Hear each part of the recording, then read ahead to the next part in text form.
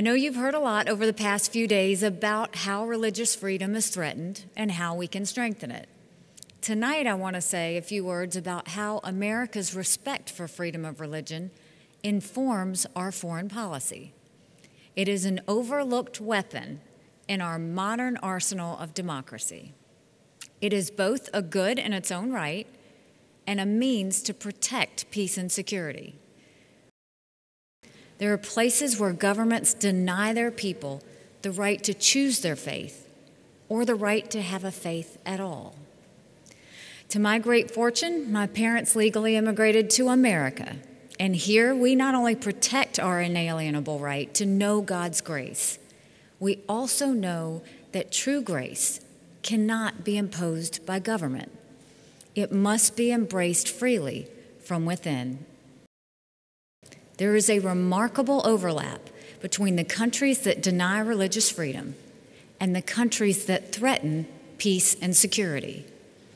This is why it is so frustrating at the United Nations Security Council that they don't consider religious liberty, as well as other human rights, to be an appropriate subject for its consideration.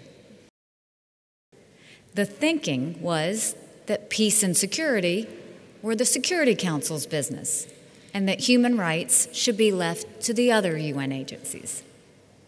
The United States has begun to change that.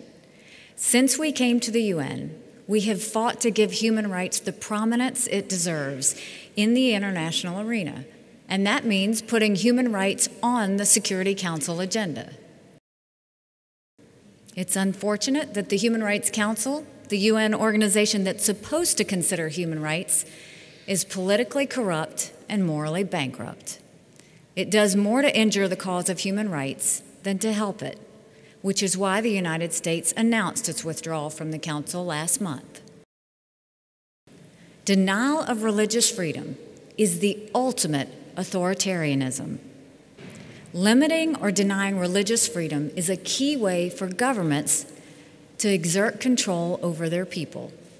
Authoritarian governments see independent religious communities as threats to their power and, at times, their existence.